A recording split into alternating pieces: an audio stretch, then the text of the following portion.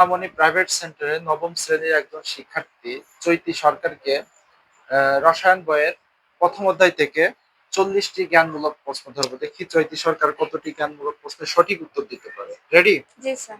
আধুনিক রসায়নের জনক কে? অ্যান্টনি লেবোয়েসিয়ে। রসায়ন কাকে বলে? রসায়ন বিজ্ঞানের যে শাখার পদার্থের গঠন ধর্ম নিয়ে আলোচনা করা হয় তাকেই রসায়ন বলে। প্রাকৃতিক বিজ্ঞানের কাজ কি? প্রাকৃতিক বিজ্ঞানের কাজ কোনো কিছুর বিষয় ব্যাখ্যা দেওয়া বা ভবিষ্যৎবাণী করাই প্রাকৃতিক বিজ্ঞানের কাজ। কয়লার মূল উপাদান কি? কার্বন। কার্বন। সংকর ধাতু কাকে বলে? গলিত অবস্থায় একাধিক ধাতু মিশ্রিত করে যে ধাতু তৈরি হয় তাকেই সংকর ধাতু বলে। প্রাচীনকালে প্রথম ব্যবহৃত ধাতুর নাম কি? সোনা। সোনা। কেরোসিন ও মোমের মূল উপাদান কি? Carbon, hydrogen. নিঃশ্বাসের গৃহীত বায়ুর উপাদান কোনটি? অক্সিজেন। অক্সিজেন। ব্রোঞ্জ কি? ব্রোঞ্জ কপার বা টিনের গোলে সংকর ধাতুই হলো আলকেমি কি? আলকেমি। মধ্যযুগের আরবি রসায়ন চর্চাকে আলকেমি বলে। কোয়ান্টাম মেকানিক্স কি? বিজ্ঞানের যে শাখার গাণিতিক হিসাব নিকাশের সাহায্যে পরমাণুর গঠন ব্যাখ্যা করা যায় তাকে কোয়ান্টাম মেকানিক্স বলে। প্রিজারভেটিভস কি? যেসব রাসায়নিক পদার্থ পরিমিত ব্যবহার করে বিভিন্ন খাদ্য সামগ্রী সংরক্ষণ করা যায় তাকে প্রিজারভেটিভস বলে। ভারী ধাতু কাকে বলে? যেসব ধাতু পারমাণবিক ভর অথবা পারমাণবিক সংখ্যা ঘনত্ব অনেক বেশি তাকেই সেখানে ভারী ধাতু বলে। ট্রিফয়েল কি? আন্তর্জাতিক তেজস্ক্রিয়া রশ্মি চিহ্নকে ট্রিফয়েল বলে। তারপর দাহ পদার্থ কাকে বলে? দাহ যে সকল পদার্থে দ্রুত আগুন ধরে যায় তাকে দাহ পদার্থ বলে। আন্তর্জাতিক রশ্মি চিহ্নিত কত সালে প্রথম কোথায় ব্যবহৃত হয়? 1946 সালে আমেরিকাতে ব্যবহৃত হয়। তেজস্ক্রিয় পদার্থ কাকে বলে? যে সকল রাশি থেকে তেজস্ক্রিয়া রশ্মি নির্গত হয় তাকে তেজস্ক্রিয়া রশ্মি বলে, যেমন ইউরেনিয়াম ও রেডিয়াম। বিষাক্ত পদার্থ কাকে বলে? যে সকল পদার্থে শরীরে লাগলে শরীরের নানা ক্ষতি হয় তাকেই সেখানে বিষাক্ত পদার্থ বলে। জিএইচএস এর পূর্ণরূপ কি? জিএইচ এর গ্লোবালি হারমোনাইজড সিস্টেম। দুইটি বিস্ফোরণের পদার্থের নাম বলো। টিএনটি ও নাইট্রোগ্লিসাইড।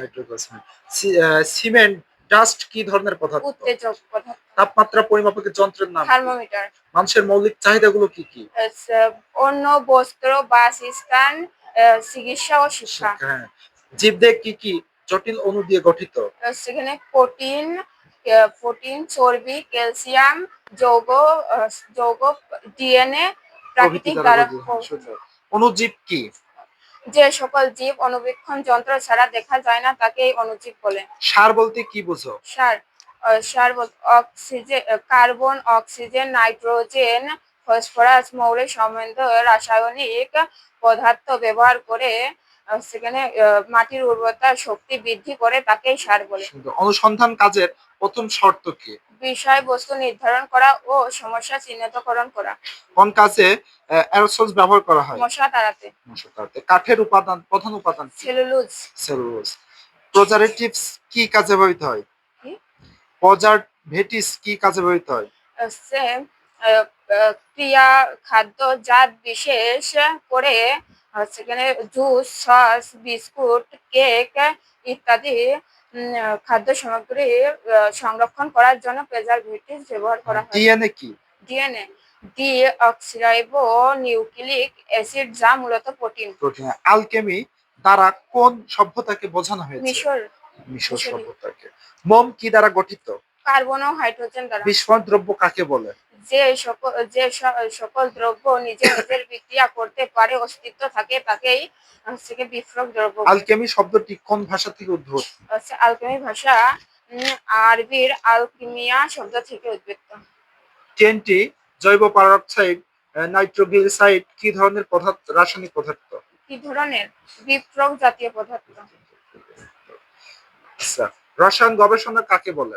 রসায়ন গবেষণা রসায়নের পরীক্ষা নিরীক্ষা করা হয় বা রসায়নের সেখানে গবেষণাগারকেই রসায়ন পরীক্ষাগার বা রসায়ন গবেষণাগার বলে।